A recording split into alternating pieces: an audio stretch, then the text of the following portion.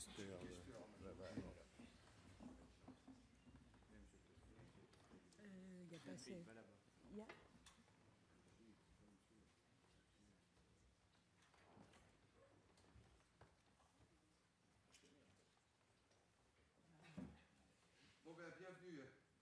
à tous dans ce petit hémicycle qui a moins de dorure, vous l'avez vu, que le grand hémicycle, et qui porte le nom d'hémicycle Médicis.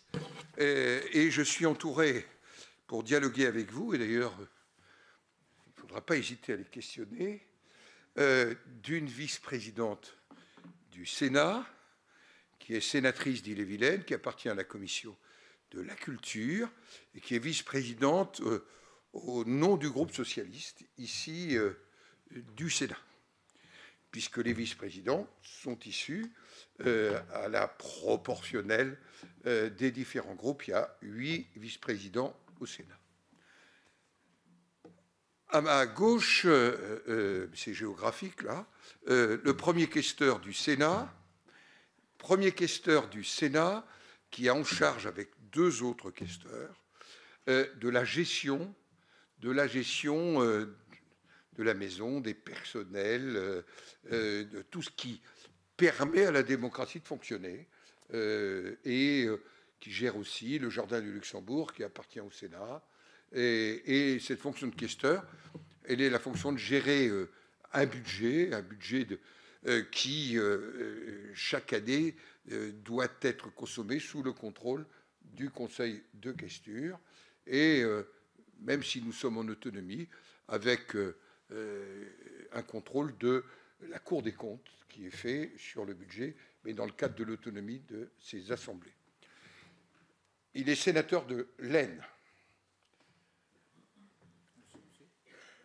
À mon tribord, une sénatrice de Paris, on est sur le territoire de Paris, Catherine Dumas, qui est une élue du 17e arrondissement de Paris et qui est vice-présidente de la Commission des Affaires étrangères, de la Défense et des Forces armées, très engagée aussi sur tous les aspects patrimoniaux, mais patrimoine vivant. Si la baguette est rentrée, j'allais dire, dans le classement mondial de l'UNESCO, j'allais dire, Catherine Dumas est pour beaucoup dans cette reconnaissance des savoir-faire professionnels. Et derrière les savoir-faire, c'est des hommes et des femmes auxquels Catherine Dumas est très, très attachée. À mon bâbord, un sénateur des Hauts-de-Seine, Roger Carucci, qui a été ministre des gouvernements de Nicolas Sarkozy, en charge notamment des relations avec le Parlement, et qui a été aussi ambassadeur auprès d'une organisation internationale très importante sur l'aspect notamment de l'économie et des comparaisons économiques, qui s'appelle l'OCDE. Et donc, ils ont bien voulu, cet après-midi, m'accompagner devant vous. Vous avez donc une diversité, sachant que Sylvie Robert est aussi très engagée dans toute la dimension culturelle, tout ce qui est culture, accès à la culture, mais elle pourra vous le dire tout à l'heure, c'est vraiment cela. Alors, nous vous accueillons dans cette journée du patrimoine, dans une journée un peu particulière, puisque 9 de nos collègues vont nous quitter demain matin pour rejoindre le gouvernement. Ils sont issus de 4 groupes politiques. C'est une des particularités aussi au Sénat. Et donc, on est dans une forme d'actualité aussi politique au Sénat. Jamais il n'y a eu autant de sénateurs dans un gouvernement de la Ve République. Peut-être parce que cette maison représente quelque chose d'un peu particulier. J'en profite avant de commencer de vous dire quelques mots et ensuite répondre à vos questions. Mais je souhaite vraiment que vos questions s'adressent à tous les collègues qui ont la gentillesse de passer l'après-midi avec vous et avec moi, pour vous dire, au travers de vous et au travers de ceux qui sont là, je voudrais, devant le secrétaire général du Sénat et la secrétaire générale de la Questure, ils sont là, remercier les personnels et tous les agents du Sénat. Vous imaginez pas, c'est un bonheur pour eux de vous accueillir. je vous le dis, ils prennent, c'est un week-end complet, mais je voudrais vraiment les remercier pour leur engagement à tous. Ils ont préparé cette journée, et je voudrais, devant le commandant militaire du palais qui est là, le général, vous voyez, il remet son képi, tous les généraux ont des képis. Alors, il a 2 étoiles, c'est ce qui est le mieux porté dans l'armée, puisque le général de Gaulle n'a eu que 2 étoiles. Mais c'est, et je voudrais remercier les 80 gardes républicains qui, aujourd'hui, se sont mobilisés pour vous accueillir. Alors, le Sénat, vous en avez découvert l'histoire, et je voudrais être plutôt, si vous le voulez, en quelques mots, dans l'actualité du Sénat. C'est bien sûr un patrimoine exceptionnel au service de la République, mais ce n'est pas un musée. C'est vraiment un lieu où nous votons la loi, mais plus que la voter, nous la fabriquons. Le gouvernement envoie la loi devant les assemblées. L'Assemblée nationale peut nous renvoyer la loi pour examen. Nous pouvons la renvoyer à l'Assemblée nationale, mais nous pouvons aussi envoyer des propositions de loi qui sont déposées par des sénateurs, comme nous pouvons accueillir des propositions de loi qui sont déposées par nos collègues députés. Donc on ne fait pas que voter la loi. Ça n'est pas une chambre d'enregistrement. Et en plus, au Sénat, c'est vraiment pas le style, car même quand le Sénat, c'est une époque lointaine, où il y avait des majorités à l'Assemblée nationale, et quand le Sénat appartenait à la même majorité, je peux vous dire qu'il y avait des débats, des discussions. Je l'ai vécu, puisque j'en suis à mon 3e président de la République comme président du Sénat, et j'ai vécu ces moments-là. C'est un lieu et un espace de liberté pour fabriquer et voter la loi. Nous sommes dans un système bicaméral. Ça veut dire, par rapport à la loi, qu'en dernière lecture sur les lois ordinaires, c'est l'Assemblée nationale qui l'emporte sur nous. C'est aussi un souvenir lointain. Parce que depuis l'époque où il n'y a plus de majorité, il y a une discussion qui a lieu dans une commission mixte paritaire qui rassemble 7 députés, 7 sénateurs. Pour ceux qui font des études de droit, on pensait que c'était un espèce de passage obligatoire, mais non, c'est devenu le cœur de la conclusion avant vote de la loi. Le système bicaméral, il est inégal, sauf sur les lois constitutionnelles où le pouvoir du Sénat est identique au pouvoir de l'Assemblée nationale. Et pour ceux qui font leurs études de droit, ils se reportent au Conseil d'État 27 mai 1958, quand Michel Debré répond à une question du Conseil d'État, mais pourquoi recréer une 2e chambre? Il ne fait pas la réponse de Washington à Jefferson. Vous savez peut-être ce que répond Washington à Jefferson. Lors de la Constitution américaine, on est au moment de l'indépendance des États-Unis. Pourquoi créer 2 chambres? Ils sont en train de prendre le thé.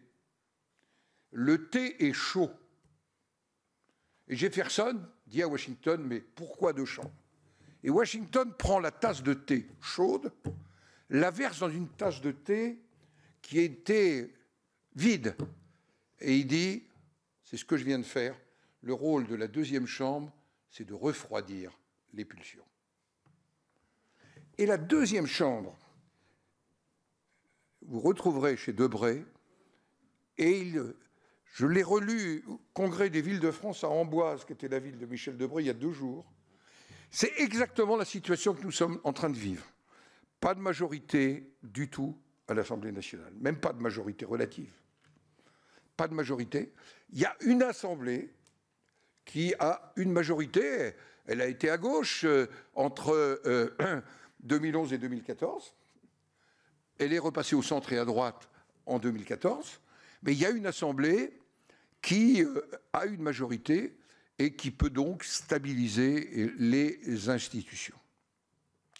Je reviens à l'affaire constitutionnelle pour vous dire qu'on ne peut pas bouger la Constitution au gré des humeurs des présidents, quels qu'ils soient.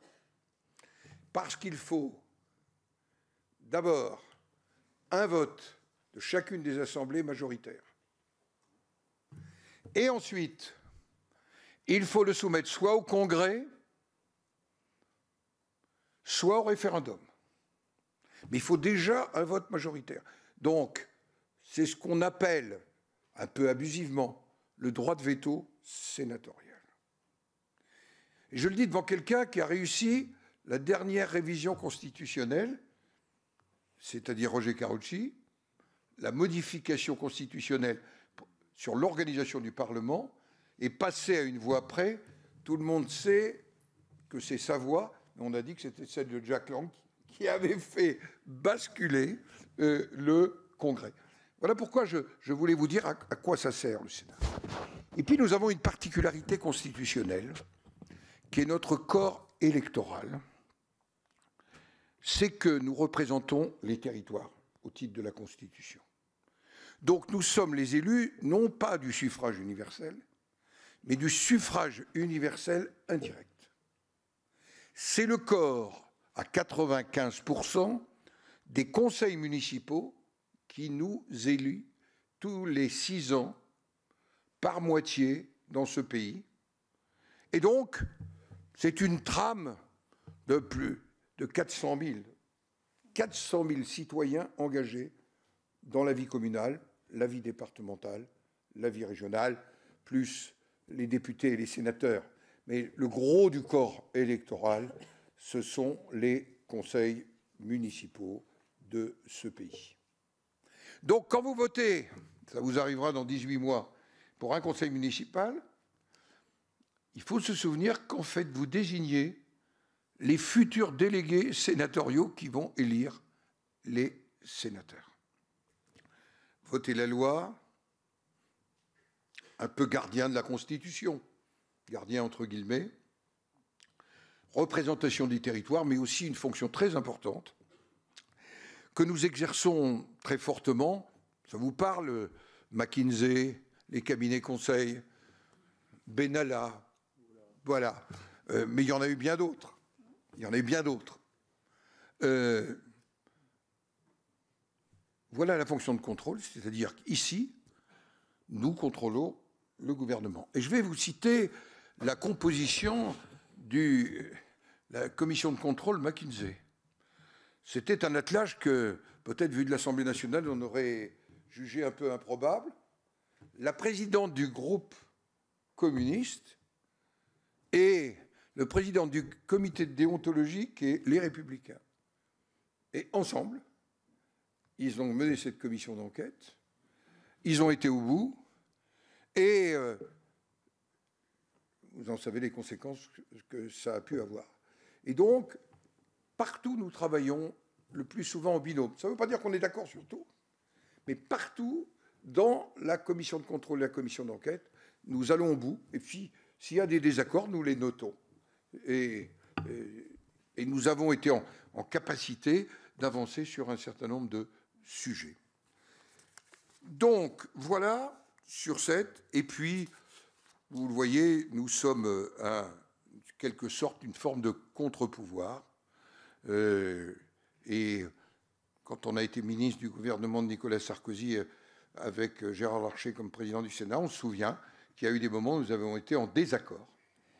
Oui, mais en désaccord, alors que nous étions dans la même majorité. Ce n'est pas pour cultiver ça par bonheur, mais c'est parce que c'est la marque de cette institution. Nous avons naturellement des rapports très réguliers avec l'Assemblée nationale. Les questeurs pour la gestion travaillent dans une étroite relation avec l'Assemblée nationale. Mais je rappelle que nous sommes une assemblée autonome, comme l'Assemblée nationale. Un des grands principes de l'autonomie, c'est que le pouvoir exécutif ne peut pas faire pression sur nous, d'aucune manière. D'aucune manière, dans nos nominations, dans notre budget, y compris dans notre sécurité. Notre sécurité dépend directement de l'autorité du président du Sénat à l'intérieur de notre Assemblée. J'ai été trop long, mais je crois que c'était important qu'on rappelle. Nous sommes toujours très heureux de vous accueillir, pas uniquement aujourd'hui, mais nous avons 200 000 visiteurs. J'insiste, ici, ce n'est pas un musée. C'est très bien les musées, mais c'est un lieu vivant. C'est un lieu vivant de démocratie, c'est un lieu vivant de partage. Et notre chaîne parlementaire, qui s'appelle Public Sénat, a, j'allais dire, une audience qui est en très forte croissance et, je dois le dire, qui rend accessible un certain nombre de choses. Alors maintenant, on va passer aux questions, parce que ça fait 15 minutes que vous me supportez. Et donc, en question, elle peut s'adresser à moi et à tous ceux qui sont ici. Allez, qui commence? Vous vous présentez et on vous donne la parole. Question courte, réponse courte. Bonjour, je m'appelle... Oui, vous m'entendez là? Je m'appelle Nelly Strechet-Merger, je suis mariée, j'ai des enfants et je travaille pour une GAFAM. Ma question n'a aucun rapport. Ma question, elle est personnelle pour vous, Monsieur Larcher. Donc, votre mission, on la connaît en théorie. Moi, j'aimerais savoir quelle est la mission que vous vous donnez personnellement, c'est-à-dire les valeurs ou le sens que vous donnez à votre fonction. Et avant, j'ai une petite question pratico-pratique. Juste, je voudrais être certaine que je puisse visiter le Sénat après, puisqu'en fait, on nous a fait venir avant. Et au pire, je vous demanderai de me faire visiter. Pratico-pratique, c'est jusqu'à 18h30. Et même, je vois la secrétaire générale de la Questure, elle est prête à tout. Peut-être je réponds à la première question, on prend par groupe de 2 questions. Alors allez-y, monsieur, deuxième question. Bonjour Monsieur Larcher, bonjour mesdames et messieurs les sénateurs. Jérôme Fruchard. J'aurais une question pour vous, Monsieur Larcher, ou pour vos voisins. Bon, Monsieur Larcher, vous êtes, et c'est bien normal, un fervent partisan du bicamérisme. Vous l'avez d'ailleurs contextualisé. Mais vous avez également dit que, s'agissant des textes de loi, la primauté in fine de la décision revenait à l'Assemblée nationale. Je voudrais savoir si... j'ai 2 questions en ma question, très rapidement. Premièrement, qu'est-ce qui se passerait de façon opérationnelle si, peut-être comme le général de Gaulle l'avait souhaité d'une certaine façon, on supprimait le Sénat? Il avait voulu le réformer, mais voilà. Et deuxième chose, est-ce que, avec votre expérience et votre connaissance à tous les 5, vous avez connaissance ou des exemples de démocratie qui fonctionnent en monocamérisme et qui fonctionnent bien? Je vous remercie. Je vais peut-être commencer par le sens plus personnel, puisque vous m'interrogiez quel était le sens de mon engagement. Je ne vais pas vous raconter ma vie, mais je me suis engagé très très tôt dans un parti politique. J'étais en classe de première. Et je me suis engagé chez un parti qui a disparu, qui s'appelait l'Union démocratique du travail, les gaullistes de gauche. Et il doit m'en rester quelque chose, c'est ce que disent certains, mais c'est en fait que la question sociale était pour moi quelque chose d'important comme un élément de cohésion. Et donc cet engagement en classe de première s'est fait dans un mélange d'attachement républicain.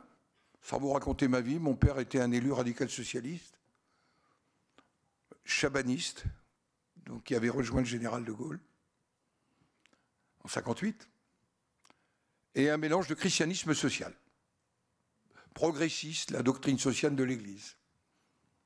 Et c'est ça qui vous construit quand vous êtes en classe de première, en classe de terminale. Et j'ai été responsable syndical d'étudiants et très tôt maire de la vie municipale. L'engagement, c'est ça. Et puis, après, la confiance, et puis un peu les hasards de l'existence. Je suis vétérinaire, moi. Et pour ceux qui ont regardé un peu les Jeux Olympiques, j'étais le vétérinaire et l'entraîneur adjoint de l'équipe olympique. J'étais tout jeune aux Jeux Olympiques de Montréal. Et donc, mais j'ai baigné dans une ambiance de responsabilité politique dans une famille qui était héritière des heures les plus sombres de notre histoire, qui a baigné en Normandie mon enfance. Et donc voilà le sens de mon engagement. Alors, il y a toujours eu 2 chambres en France depuis la Révolution, sauf pendant 3 périodes. 2 très malheureuses, même si elle a exprimé un bonheur au début, en tous les cas une très malheureuse et une heureuse. La terreur, une seule chambre. Pour compenser ce qui se passe à la terreur, c'est-à-dire les décisions de mise à mort, qui sont prononcées par une assemblée, qui se transforme en tribunal, on met en place le Conseil des anciens, qui d'ailleurs explique pourquoi les sénateurs vont être élus jusqu'à une date assez récente, à partir de 35 ans.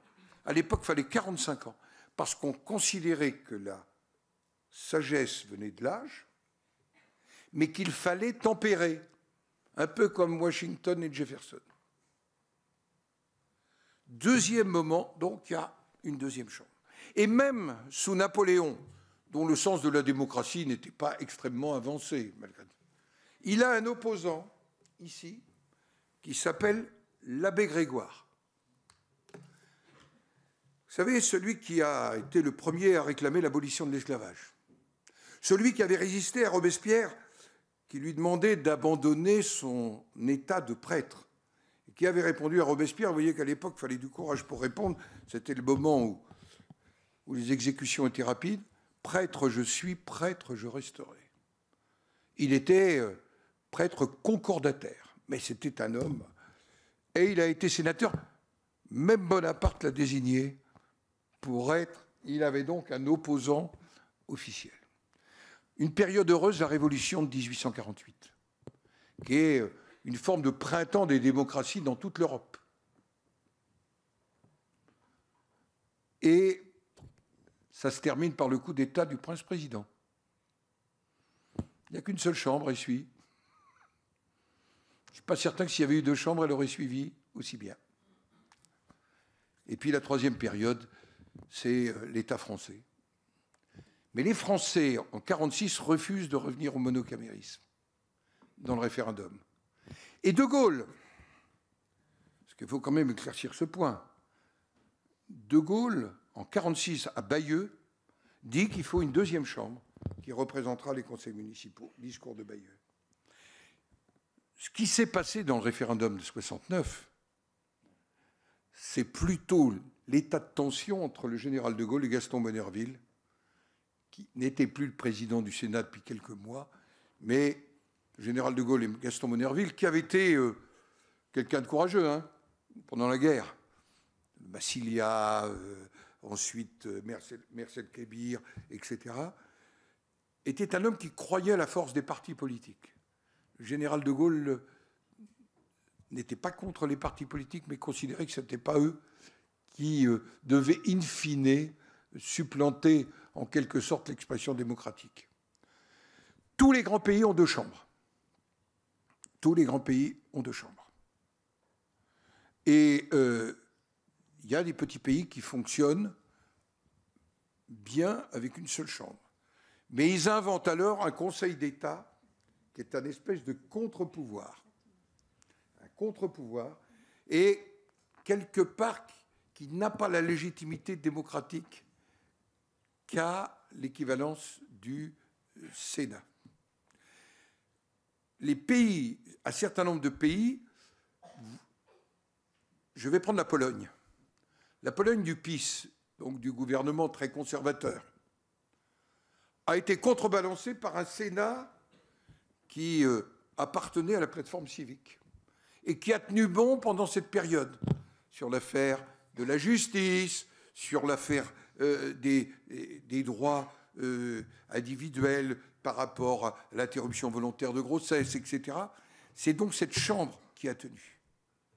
Il était prévu qu'il y ait une deuxième chambre qui retrouve en Hongrie. Je ne suis pas sûr que M. Orban ait très envie d'avoir un contre-pouvoir. Je m'exprime très librement, j'ai été président de France-Hongrie Donc voilà. Mais peut-être Sylvie Robert a des points à ajouter. Peut-être sur le plan de la fabrique de la loi, Président, pour répondre au monsieur, je pense vraiment que le bicamérisme ajoute à la qualité de la fabrique de la loi. Au-delà de la question démocratique, ça fait réellement progresser les textes. Vous voyez, quand vous avez forcément ce qu'on appelle les navettes, c'est-à-dire des textes qui passent dans les deux chambres, et que, on va dire au Sénat, il y a la liberté, comme à l'Assemblée nationale, de pouvoir amender, transformer, ça fait progresser la loi parce que c'est la pluralité aussi des points de vue, qu'ils soient politiques ou autres, qui permettent de pouvoir le faire. Et ça, je pense que c'est extrêmement important. Et je voudrais vous dire une seconde chose, c'est que cette question de la liberté, et je pense singulièrement à nos pouvoirs de contrôle, que sont les commissions d'enquête, quand il n'a pas le fait majoritaire ici, elles s'exercent véritablement. Et il est vrai que dans certains contextes politiques, pas si éloignés, on a pu considérer, moi maintenant peut-être, que le Sénat a été un véritable contre-pouvoir. Et cette question de la stabilité, elle est fondée aussi sur la fabrique de la loi. Et moi qui ai la chance d'avoir déposé une proposition de loi ici qui est devenue une loi, je peux vous dire que lorsque... Sur quoi? Sur les bibliothèques? Oui, j'ai déposé une proposition de loi sur les bibliothèques parce que j'avais eu connaissance qu'il y avait eu une loi sur les archives, une loi sur les musées, qu'il n'y avait jamais eu de loi sur les bibliothèques. Et vous savez, la question de la lecture publique et du livre est d'une puissance symbolique et politique extrêmement forte. Lorsque on peut le dire, des villes du Front National à l'époque, Vitrolles, Marignane, j'étais élue à Rennes, sont arrivées au pouvoir, la première chose qu'ont fait les maires, c'est d'enlever des ouvrages dans les bibliothèques. Et donc cette question de la liberté, de la censure, j'avais à cœur de pouvoir protéger à la fois les professionnels, mais aussi ces ouvrages, ces équipements de lecture publique qui sont les plus nombreux dans notre pays. Il faut savoir que les bibliothèques, vous en avez partout. Et donc j'ai déposé une proposition de loi et j'ai eu la chance, c'était à l'époque de Roselyne Bachelot. Vous voyez, je suis socialiste, elle n'est pas socialiste, mais il y a aussi ça, il se passe ça au Sénat, qu'elle a été votée à l'unanimité du Sénat et elle a progressé dans ses articles à l'Assemblée nationale, parce qu'on avait convenu que voilà, il y avait un certain nombre de dispositions que j'avais oubliées, et elle est revenue et elle est devenue loi, elle a été promulguée en décembre.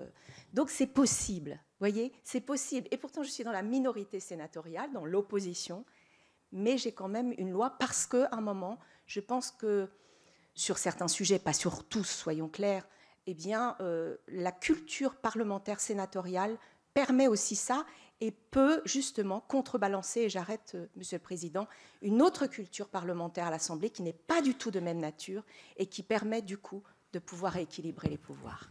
On va prendre une autre question. J'ai oublié de vous dire, nous ne sommes pas soumis à dissolution.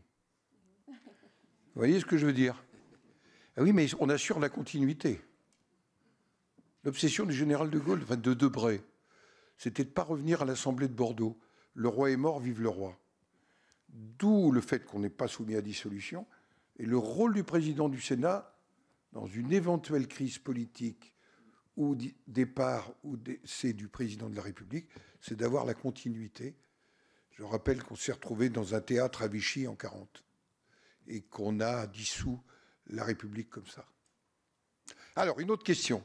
Là, à bâbord. Bonjour mesdames et messieurs les sénateurs. Je m'appelle Alexandre Médeb, je suis professeur de sciences en BTS dans le 9-3 à Saint-Denis. Du coup, j'avais une question pour l'ensemble des sénatrices et sénateurs qui sont à cette table. C'est nous, avec nos étudiants, et même avant j'étais en lycée, donc avec nos élèves, on parle beaucoup de démocratie. On a aussi beaucoup incité ces jeunes et nous-mêmes qui sommes de génération des années 90 à aller voter. Il y a eu donc la dissolution dont vous parliez. Et derrière, on a eu une élection où une coalition de partis est arrivée en tête, même si c'est d'une légère avance, ce qui était le cas en 2022 aussi pour la Macronie. Et derrière, ils ne se retrouvent pas, ils n'ont même pas la chance de pouvoir essayer d'accéder au gouvernement, quitte à être censuré après, il n'y a aucun problème avec ça. Mais du coup, nous derrière, donc on a dit ça en juin, il y a eu l'été, et puis là, du coup, on a retrouvé nos étudiants. Et donc la plupart d'entre eux avec qui on a vu des échanges sur la démocratie et la Ve République, notamment dans le 9-3 à Saint-Denis, si je peux me permettre un petit peu de vous situer ça, viennent nous dire mais en fait on a voté pour rien, personne ne nous a écoutés. Et là c'est quelque chose de très compliqué, notamment en tant qu'humain, parce que moi je suis aussi, je suis transparent, je vote pour la France Insoumise depuis toujours. Mais à côté de ça... Depuis qu'elle existe. Oui, avant c'était le Front de gauche, bien sûr. Mais c'est pas grave, ce que je veux vous dire c'est que je sais que c'est pas les mêmes opinions que vous avez, mais justement c'est important pour moi de l'entendre et même d'avoir des éléments à donner à mes étudiants ou à mes élèves sur le fait que qu'est-ce qu'on en pense au Sénat, vu qu'en plus, depuis le début de cet échange, vous parlez du fait que le Sénat a ce côté indépendant par rapport à l'Assemblée nationale, ce qui est vrai, les commissions d'enquête, etc., on les a tous vues, bravo pour ça. Mais du coup, qu'est-ce qu'on a comme... Enfin, vous en pensez quoi, vous, en tant que politique, en fait? C'est ça qui est important. En termes de conviction, ça me paraît dur à vivre face à nos étudiants, quoi. Et ça me paraît important de vous entendre. Merci. Alors, il faut avoir en tête, pardonnez-moi, 2 articles de la Constitution. L'article 8, où le président de la République nomme un gouvernement sur proposition du Premier ministre. Mais c'est le président de la République qui choisit à qui il confie le soin de former le gouvernement. Ensuite, il y a l'article 20 de la Constitution, que beaucoup de présidents de la République ont oublié, mais que le général de Gaulle, paradoxalement, et François Mitterrand n'avaient pas oublié. Je vais citer 2 personnalités fortes et qui sont parfois opposées. C'est le gouvernement qui définit et conduit la politique du pays. Souvent, les présidents de la République, en tous les cas, depuis 3 ou 4 présidents de la République, ont d'abord été des chefs de gouvernement avant d'être des présidents de la République. Donc, le président de la République, il choisit celle ou celui qu'il souhaite comme Premier ministre pour former un gouvernement. Celui-ci forme ou ne forme pas un gouvernement. Il y a des pays, ça s'appelle un formateur. Vous êtes aux Pays-Bas, vous êtes en Belgique, vous avez la construction d'une coalition autour d'un Premier ministre. Ça marche ou ça ne marche pas. En Belgique, actuellement, ça ne marche pas. Ça fait plusieurs mois que les Belges tentent d'avoir un gouvernement parce que le parti qui est arrivé en tête, c'est les nationalistes flamands qui ne se situent pas très loin de l'extrême droite et qu'il n'y a pas de majorité qui se construit autour de ça. Le président de la République a jugé qu'il était possible que se construise, entre guillemets, une forme de coalition qui se situe du centre-gauche à la droite républicaine. Voilà. Et ça a été son choix. Et donc, aujourd'hui, qu'est-ce qui peut se passer ? Le Parlement peut censurer ce gouvernement, soit 49.2 immédiatement, soit 49.3 au moment du vote des grands textes. Le premier rendez-vous, c'est le vote du budget. Il y a donc un contrôle. Expliquez à vos étudiants et à vos élèves qu'il y a... Et le Sénat n'a pas la possibilité de censurer le gouvernement. C'est la contrepartie de la non-dissolution. Sauf que s'il n'y a pas de budget, à la fin de l'année, c'est le Sénat qui fera le budget, qui sera après administré par ordonnance, mais où on a donc une responsabilité de continuité institutionnelle. Après, c'est le choix politique du président, mais il y a toujours la corde de rappel qui s'appelle la censure. D'autres questions? Voilà. J'essaie de répartir les... à gauche, à droite. Je rappelle que la gauche et la droite, c'est la gauche du président et la droite du président. Avant, c'était les montagnards. Allez-y. Bonjour. Question un petit peu peut-être directe et pratique. Je me demandais si vous aviez déjà calculé votre empreinte carbone annuelle. Et si oui, si vous aviez déjà calculé votre empreinte carbone annuelle. Oui. Et si oui, à peu près à combien elle s'élevait par rapport à un Français moyen? Je n'ai pas en tête, donc je ne vais pas vous dire de bêtises. Tous les sénateurs, maintenant... Eh oui, depuis... Eh oui. Eh oui. Et je vais même vous raconter mon empreinte carbone, car j'ai vécu un bonheur il y a 18 jours. Oui, 18 jours, 19 jours. J'ai fait un voyage officiel en Allemagne, et pour améliorer mon empreinte carbone, j'ai pris le train. Oui, sauf qu'il avait 2h30 de retard, alors que je devais faire un discours au Bundesrat allemand. Non, on n'a pas raté. Non, mais on est très attentif. Nous calculons l'empreinte carbone. La seule chose que nous avons, mais c'est la liberté des parlementaires, c'est que leur travail en circonscription n'est pas pisté. Ben oui, parce qu'on n'est pas là pour les contrôler. Mais dès qu'il s'agit de quelque chose d'officiel, et c'est le précédent bureau du Sénat, et c'est aujourd'hui, vous avez le questeur qui suit les empreintes carbone, et avec la secrétaire générale de la questure, et il y a un rapport qui doit être fait au bureau d'octobre ou de novembre, hein, sur nos empreintes carbone. Et donc, nous sommes en réduction d'empreintes carbone. Et ça, je vous embouche un coin quand même un petit peu, hein, de vous dire que j'ai une empreinte carbone. Je suis incapable de vous dire la mienne, mais je raconte l'histoire de bonne parce qu'on m'a dit attention pour votre empreinte carbone. Le seul problème, c'est que les chemins de fer belges sont tombés en panne entre Bruxelles et Liège et qu'on a passé un certain temps. Enfin, ça m'a permis de réviser le discours, mais on fait très attention, honnêtement. Il y a encore beaucoup de progrès à faire.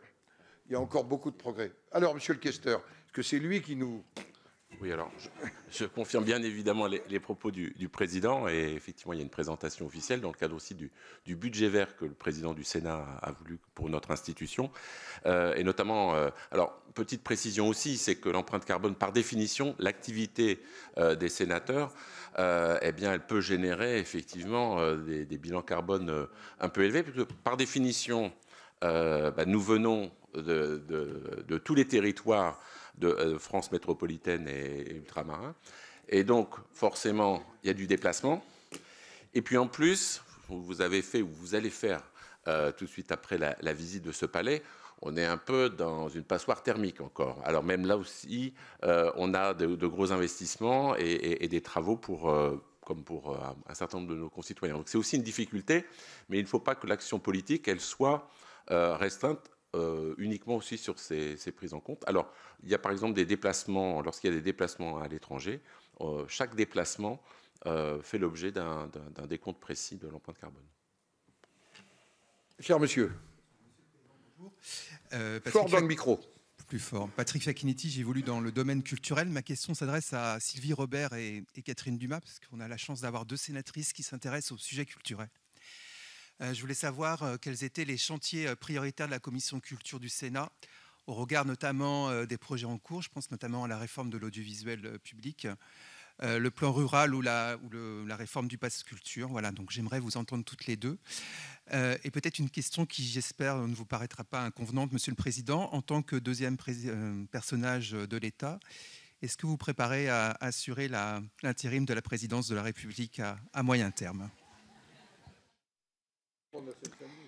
Bien, je vais répondre rapidement pour laisser ma collègue Catherine intervenir. Alors d'abord, on a appris que nous continuions à avoir notre ministre de la Culture, Rachida Dati, donc, qui avait lancé, vous le savez, peu de temps avant la dissolution, son grand plan pour la ruralité.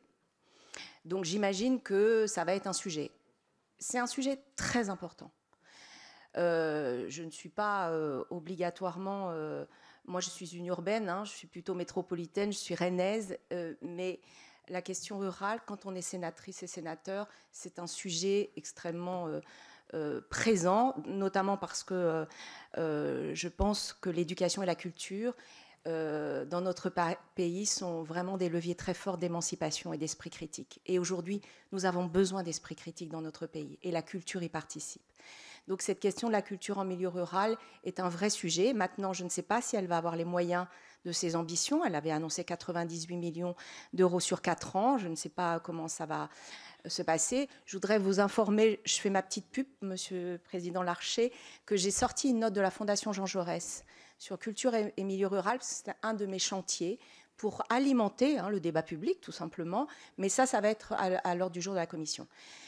Une urgence, vous avez raison, qui va être celle du Parlement, vraisemblablement En octobre, ça va être les ressources de l'audiovisuel public, puisque vous savez qu'à partir de 2025, eh bien, nous ne pourrons plus l'audiovisuel public ne pourra plus avoir cette fraction de TVA. Il faut modifier la LOLF. Donc, plusieurs scénarios sont sur la table. J'ai déposé avec mon groupe une proposition de loi sur la redevance, une autre redevance. C'est un sujet de débat, mais on peut très bien imaginer continuer sur une fraction de la TVA, voire même ce qu'on appelle un prélèvement sur recette qui permettrait à l'audiovisuel public de pouvoir bénéficier de ressources. Vous avez raison, ça va être l'actualité vraiment de ces semaines à venir, comme va être, je pense, à l'ordre du jour de notre commission, la question des médias, de la protection des journalistes. Nous avons eu les États généraux de l'information qui ont rendu leurs conclusions. C'est un sujet très important et je dois vous dire qu'on parlait de commission d'enquête. J'ai eu la chance de participer à une commission d'enquête sur les influences étrangères,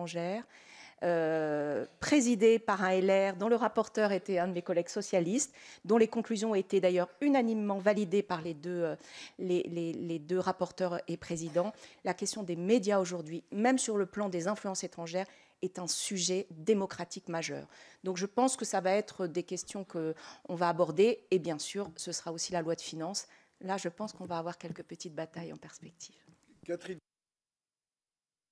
Oui, merci Monsieur le Président. Je vais compléter sous un autre angle et essayer de répondre à votre question. Moi, je suis sénatrice de Paris, donc évidemment, je dirais évidemment très intéressée par les sujets culturels, patrimoniaux à Paris, puisque nous sommes dans la capitale et qu'il y a beaucoup à faire.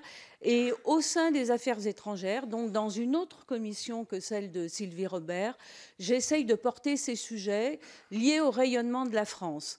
Alors, le rayonnement de la France, c'est beaucoup de choses. Le président l'a dit, ce sont les savoir-faire, c'est la gastronomie, c'est notre patrimoine, c'est le rayonnement de l'ensemble des territoires, puisque nous sommes ici au Sénat et que nous portons ces territoires. Donc, c'est ce que je fais dans le cadre des affaires étrangères, notamment dans le cadre de la diplomatie d'influence avec les autres pays, montrer ce qu'est la France à l'étranger, montrer la fierté de ce qu'est la France à l'étranger, de tout ce qu'on sait faire. Et il y a beaucoup de choses qu'on sait faire. Donc ça, c'est beaucoup de mon travail. Et quand on se déplace dans la commission, bon, j'ai un peu apporté ça, je crois, dans cette commission, faire en sorte qu'il y ait toujours, dans le cadre des déplacements, et on fait attention au bilan carbone dans ces déplacements, bien sûr, mais aussi toujours qu'il y ait une dimension sur justement le rayonnement de la France, et que quand on se déplace, même si on se déplace pour la défense, puisque nous avons la chance d'avoir aussi les sujets de défense dans la même commission, on parle du rayonnement de la France et on explique tout ce qu'on peut faire et qu'on porte ce rayonnement à l'étranger. Donc vous voyez, c'est assez transversal. Une autre question, simplement, une des responsabilités du président du Sénat, avec la présidente de l'Assemblée nationale et le président de la République, c'est de nommer à l'ARCOM, cette autorité de régulation. Or, nous avons un sujet majeur de concentration dans nos... Et vous l'avez vu, il y a eu des décisions assez courageuses de l'ARCOM récemment, et donc c'est un sujet important. De même, il y a la francophonie, et l'an prochain, l'ensemble des pays de la francophonie se retrouveront, les parlements, à l'Assemblée nationale et au Sénat français. La francophonie, je le dis, ne va pas très bien. À l'époque où c'était Abdou Diouf, c'était une organisation politique forte. Volonté là, je dois le dire, de François Mitterrand puis de Jacques Chirac. Et aujourd'hui, ça n'est plus tout à fait la même chose. Et c'est une vraie préoccupation pour Yael Braun-Pivet et moi-même, je le dis. Alors, une autre question. Il nous reste 13 minutes. Monsieur le Président du Sénat, Gérard Larcher, Mesdames les sénatrices, Messieurs les sénateurs, merci de nous donner la parole.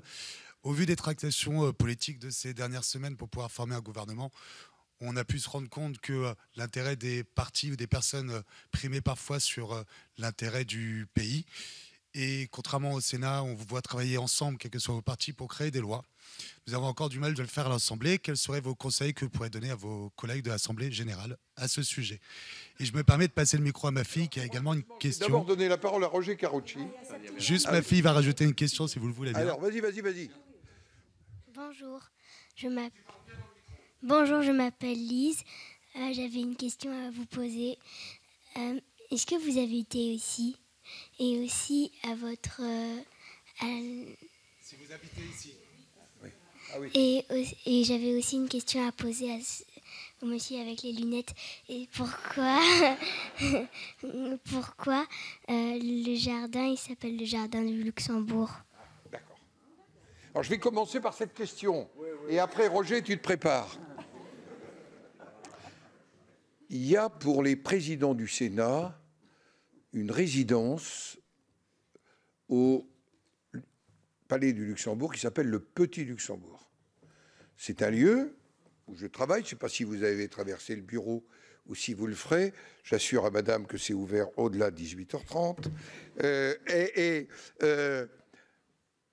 Où je reçois les rendez-vous, mais aussi les chefs d'État, présidents de Parlement, ministres, et qui est un lieu. Il y a un appartement qui était l'appartement qu'a utilisé Bonaparte et Joséphine pendant quelques mois sous le consulat. Je n'habite pas, je suis le premier président à ne pas habiter ici. J'ai souhaité continuer à habiter chez moi, à Rambouillet. J'ai une chambre, pour tout avouer, parce que c'était dans mes secrets, en cas de gros problèmes dans le pays, et dans lequel on assure la continuité. Ça m'est arrivé, je pense à des moments très difficiles, comme au moment après l'attentat du Bataclan. Ça m'est arrivé pendant la période du Covid, parce que je devais m'isoler et en même temps rester aux manettes. Mais il y a une résidence pour le président du Sénat. Et puis ta deuxième question, c'était le jardin du Luxembourg. Et pourquoi ça s'appelle comme ça? Quand Marie de Médicis achète ici, le roi Henri IV, celui qui avait apaisé les tensions en France après les guerres de religion, est assassiné. Il est tué par Ravaillac. Elle a peur de rester au palais royal. Elle veut protéger son fils, le jeune roi. Et elle décide de quitter le palais royal et de s'installer parce qu'elle n'a pas confiance dans ceux qui l'entourent, dans la cour, etc. Et elle achète à François de Pizé, comte du Luxembourg, la demeure qu'elle a, et elle fait construire ce palais qui est un palais à l'italienne pour ensuite régner, puisqu'elle assure la régence du royaume. Et donc, ça va s'appeler, tout simplement, Palais du Luxembourg. Il est d'ailleurs lié avec la famille du Grand-Duc. Quand j'ai reçu le Grand-Duc du Luxembourg, je lui ai dit, vous êtes ici chez vous? Non, Marie de Médicis avait payé son ancêtre. Mais voilà l'origine. Et le jardin, qui est géré par le Sénat, par le questeur, accueille combien de millions de visiteurs? C'est que le budget, c'est 12 millions, le budget. Le budget. Hein? On a 6 millions de visiteurs. 6 millions de visiteurs. Et il est ouvert, et il est entretenu par le Sénat et ouvert aux Parisiens et aux étrangers, à tous ceux. C'est un très très beau jardin. Il a été sacré le plus beau jardin d'Europe en 2022. Et on a un corps de jardiniers absolument extraordinaire. Nous y accueillons aussi des jeunes parce que c'est une maison ici, je le dis devant le questeur, où nous faisons maintenant de la formation par apprentissage et par alternance. Ça n'était pas le cas, et dit devant les deux secrétaires généraux, et on fait de l'alternance et de l'apprentissage jusqu'au plus haut niveau. C'est-à-dire tous les niveaux peuvent être ici accueillis. Ça fait maintenant quelques années, mais on progresse d'année en année. Et il y en a aussi des jeunes, de même que nous tentons, j'espère qu'on va y arriver, monsieur le questeur, d'atteindre les 6% d'emploi. On est à 5,40, si ma mémoire est exacte. Je suis ça comme le lait sur le feu, parce que je suis un ancien ministre du Travail qui a eu en charge la création des ESAT. Vous savez, de ces lieux où on accueille. Et je pense que nous devons être exemplaires. Il ne suffit pas de voter la loi, il faut se l'appliquer à soi-même. C'est un principe qu'on essaye de faire d'autre. Alors, Roger Carucci, pour la question la plus simple, politique. Pas de problème. Je commencerai, Monsieur le Président, par dire que ce n'est pas le rôle du Sénat de faire la leçon à l'Assemblée nationale, pas plus que le rôle de l'Assemblée nationale de faire la leçon au Sénat. Qu'est-ce qui fait la différence? Bon, le mode d'élection, le Président l'a dit tout à l'heure. Une tradition et une culture. De la même manière qu'on dit que l'Assemblée nationale, c'est la continuité de la République, le Sénat, c'est la continuité de la France, pas de la République, de la France. De la même manière, les députés sont élus sur une émotion, sur une ambiance, sur une immédiateté, souvent soit après l'élection présidentielle, soit malheureusement là, après une dissolution. C'est-à-dire à un moment politique. C'est donc une assemblée par définition beaucoup plus partisane, politisée que le Sénat. Le Sénat a des dates régulières, comme l'a dit le Président, pas de dissolution possible. Donc nous, nos dates d'élection, on peut vous les donner pour les 20 ans qui viennent. Ça veut dire quoi? Ça veut dire que les gens se préparent, que ce sont des représentants des collectivités, souvent des maires, des présidents de conseil, des adjoints au maire, qui ont déjà fait un parcours, qui ont déjà vu au niveau local combien il fallait trouver des solutions consensuelles pour faire accepter par leurs concitoyens tout ce qui pouvait se faire dans les mairies, dans les conseils départementaux, dans les conseils régionaux. Il y a donc, à l'origine déjà, une méthode de travail qui n'a rien à voir avec celle de l'Assemblée nationale. Ici, moi j'ai présidé par exemple la commission d'enquête sur Total Énergie. Mon rapporteur général était Yannick Jadot, écologiste, et nous sommes parvenus à un rapport commun il y a quelques semaines. On n'a pas du tout la même culture. Moi, je n'ai pas de leçon, pas plus que le président du Sénat n'a de leçon à donner à la présidente de l'Assemblée. Peut-être la leçon de l'exemplarité.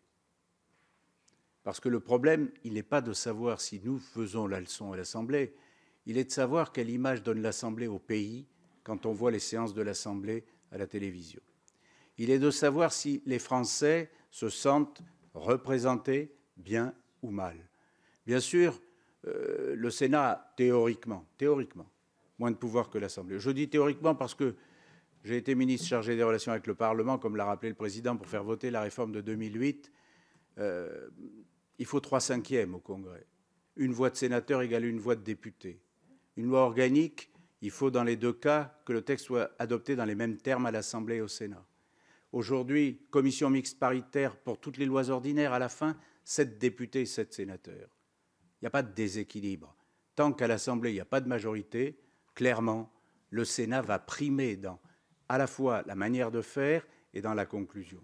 Ça veut dire quoi? Ça veut dire que je souhaite, mais chacun fera comme il veut, qu'à l'Assemblée, on abandonne un peu, non pas ses convictions, ça, ici aussi, chacun défend ses convictions, mais pour servir son pays, il faut pouvoir transcender ses convictions.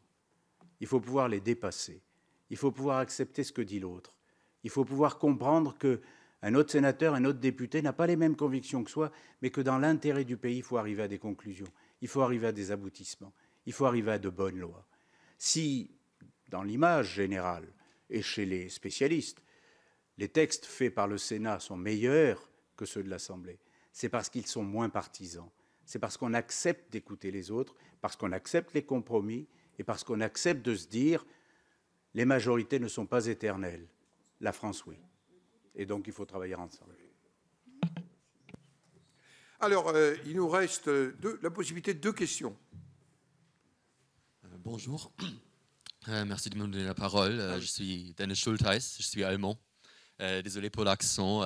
Vous l'avez mentionné brièvement, le Bundesrat en Allemagne, qui est dans un certain sens la 2e chambre en Allemagne et qui est constituée de 69 députés.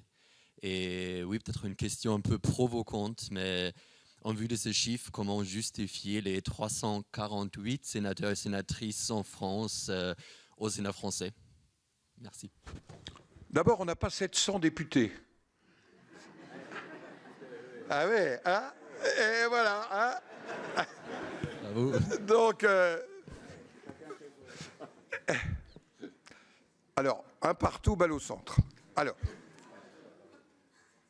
il se trouve que je suis, je ne sais pas si vous avez vu la chaîne Phoenix, nous avons fait, j'évoquais mon voyage à Bonn et mon empreinte carbone, nous avons fait les 75 ans, nous avons partagé les 75 ans du Bundesrat. Je rappelle que le Bundesrat, c'est la première expression d'une organisation de démocratie dans votre pays après la Deuxième Guerre mondiale.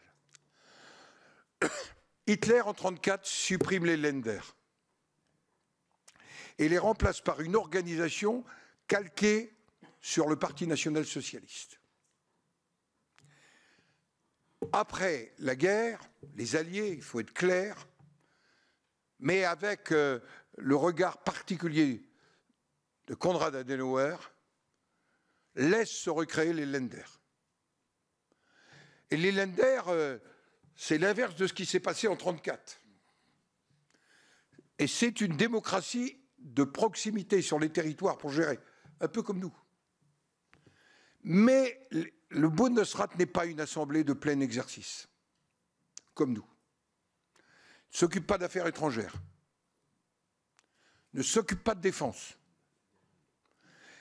Elle gère uniquement la partie collectivité territoriale. Elle joue un rôle, comme nous, sur la loi fondamentale allemande. Et donc, c'est la représentation des Länder qui ont été élargies au moment de la réunification allemande, qui est représentée par le Bundesrat. Et nous, on a une particularité, c'est que nous avons 35 000 communes. Nous sommes un cas unique, qui est lié à la Révolution. C'est la transformation des paroisses en assemblées démocratiques de proximité. Et c'est d'ailleurs une partie du génie de la Révolution et des conventionnels. Ils mettent en place la commune, le département. Ils vont mettre en place ce qui est la structure de proximité de la démocratie. Voilà pourquoi il n'y a pas d'antinomie. C'est vrai, nous avons moins de députés que l'Allemagne, mais nous avons plus de sénateurs parce que nous avons tous ces territoires, 101 départements, les territoires des Outre-mer qui sont représentés chez nous, et aussi les Français établis hors de France, qui ont 12 députés et 12 sénateurs. Et donc, c'est tout ça que nous représentons. Mais je le dis en toute amitié, parce que nous avons avec l'Assemblée du Bundesrat des relations qui se sont énormément renforcées. Nous partageons beaucoup de sujets territoriaux, parce que dans la relation franco-allemande, n'oublions jamais, vous êtes jeunes là, dans cette salle, mais c'est d'abord par les communes que s'est reconstruite la relation franco-allemande au travers des jumelages et du traité de l'Élysée, voulu signé par le général de Gaulle et chancelier Adenauer. Et il y a au moins 15 000 communes françaises, je n'ai pas le chiffre exact en tête, qui sont jumelées avec des communes allemandes. Et c'est quelque chose de très très important. Voilà. Et il y a un questeur franco-allemand. Alors lui, il est allemand. Un questeur franco-allemand, issu d'une union, donc après le traité de l'Élysée. Voilà, donc d'un papa français, originaire de l'Aisne, et d'une maman de Hambourg. Voilà, donc ça donne. Il est à la fois les deux doubles citoyennetés. Et vous voyez que j'ai pas eu de doute. J'avais entendu quelqu'un nous parler de la double citoyenneté. Au contraire, c'est une richesse pour moi. Voilà. Vous voyez à qui je pense? Non, mais je dis ça en passant. Allez, une dernière question. Alors, mademoiselle, les deux demoiselles. Puis après, on sera obligé, parce qu'on est suivi, il y a 900 personnes qui sont en train de vous suivre, là. Et donc, il faut qu'on respecte les horaires. Bonsoir. Donc, merci de me donner la parole. Désolée de mon accent aussi, je suis libanaise d'origine. Et donc, ma question, c'est concernant l'intelligence artificielle, vu que je suis chercheuse en IA et cybersécurité. Je m'intéresse bien à l'IA et je veux bien savoir comment le Sénat voit-il l'impact de la loi européenne, la réglementation de l'IA, sur la France, sur la compétitivité et la souveraineté de la France dans le domaine technologique. Et merci. Je vais donner la parole. C'est un sujet très important sur lequel nous réfléchissons, y compris, je me permets de le dire, je dis devant les deux secrétaires généraux, parce que aujourd'hui, la mise en place, l'utilisation de l'IA ne doit pas nous priver de cette liberté et ne doit pas réduire cette diversité. C'est une vraie. J'en profite pour vous dire que ici, on a avec le Liban à la fois une solidarité très très très forte. Hier, j'étais à un mariage d'un de vos compatriotes qui est très proche de moi, et nous sommes inquiets et solidaires dans un moment particulièrement difficile pour votre pays. L'intelligence artificielle. Oui, merci, Monsieur le Président. Rapidement, parce que c'est quand même un sujet absolument énorme qui arrive dans nos vies partout et qui nécessite à la fois de la vigilance, de l'encadrement et une législation, vous l'avez dit, qui au niveau européen avance et qui nous permettra aussi en France ou de transposer ou d'adapter les règlements. Ce que je voudrais dire simplement, c'est qu'on peut avoir peur de l'IA, oui, mais on peut aussi s'en servir intelligemment. Je crois que ce qu'il faut avoir en conscience, c'est que l'IA, c'est de la donnée, et que la donnée, c'est précieux. Et que si on travaille intelligemment l'intelligence artificielle, en respectant un certain nombre de grands principes qui nous sont chers en France, je pense aux droits d'auteur, que ce soit pour les créateurs, les journalistes, droits voisins, vous connaissez, puisque je pense que c'est à ça que vous pensiez en parlant de législation européenne. Je crois qu'il est important au niveau européen de réaffirmer que cette question du droit d'auteur est importante, sans pour autant dire que les innovations technologiques ne sont aussi là pour nous amener à de plus en plus, et moi je souhaite que la France y prenne sa part, être beaucoup plus souverain en matière numérique, parce qu'aujourd'hui, ce qui pose problème, quand je parle de données et quand je parle d'un certain nombre de grands pays que vous connaissez, c'est que nous sommes insuffisamment souverains en matière de numérique et que là, ça pose, là aussi, je parlais tout à l'heure de problème démocratique, ça pose une question démocratique. Très brièvement, parce qu'on a dépassé le temps, la question derrière, vous vouliez poser. Je suis désolé pour les autres, mais il nous faut respecter... Bonjour. Merci de me donner la parole. Je suis élève en école d'ingénieur et je suis issue du monde rural. Et là d'où je viens, les stéréotypes de genre sur les jeunes filles et puis aussi sur les stéréotypes des milieux ruraux sont encore très ancrés. Quelles peuvent être les solutions que le Sénat peut apporter pour toutes ces jeunes filles qui subissent ces stéréotypes? Alors peut-être pour vous, mais je veux dire un mot. D'abord, la ruralité fait partie pour nous, et c'est pas uniquement l'agriculture, c'est la vie dans le milieu rural, c'est l'ouverture. Le vrai sujet, puisque le thème un peu nébuleux de ces journées européennes du territoire, c'était le réseau et la transmission. Le premier des réseaux, c'est la proximité. Le deuxième élément, c'est qu'il y a une partie du pays, et c'est pas que la ruralité, qui a le sentiment de ne plus être tout à fait entendu, écouté et pris en compte dans la République. C'est ce que j'avais écrit à François Hollande après les attentats. Il avait demandé à Claude Barthelone, alors président de l'Assemblée nationale, et à moi-même, de réfléchir. Et j'avais qualifié, il y avait un géographe qui avait parlé de la France périphérique. Et moi, j'avais qualifié ça de la France d'à côté. J'avais été frappé, non pas pour faire différemment que Christophe Guilly, mais j'avais été frappé au moment du travail que nous avions fait avec quelqu'un qui est aujourd'hui dans le corps préfectoral, qui est préfet, de gens qui nous disaient, mais nous, on n'a plus ni voix ni table à la République. Et pour moi, ça, c'est une vraie préoccupation. Et naturellement, ça conduit à des enfermements et à des difficultés. Vous évoquez certains stéréotypes qui mettent plus de temps à évoluer dans la société. C'est une sénatrice qui vient d'être désignée comme ministre à la ruralité, qui était la présidente de la délégation aux collectivités territoriales du Sénat. C'est votre concurrente directe en Ille-et-Vilaine, Françoise Gatel. Mais je pense que ça fait partie des sujets qu'on peut lui confier aussi. Absolument. D'abord, je voudrais vous féliciter parce qu'on a un problème dans notre pays, c'est l'accès on va dire, aux carrières scientifiques des filles. Et si je dis ça, ça n'est pas anodin, c'est-à-dire que ça rejoint votre question sur la ruralité et les stéréotypes, c'est que tout ça est une question de représentation. Et donc, nous avons une délégation droits des femmes très importante au Sénat, qui aussi travaille sur les représentations. Mais je pense que c'est la société tout entière qui doit, absolument, qui doit s'emparer de ces sujets.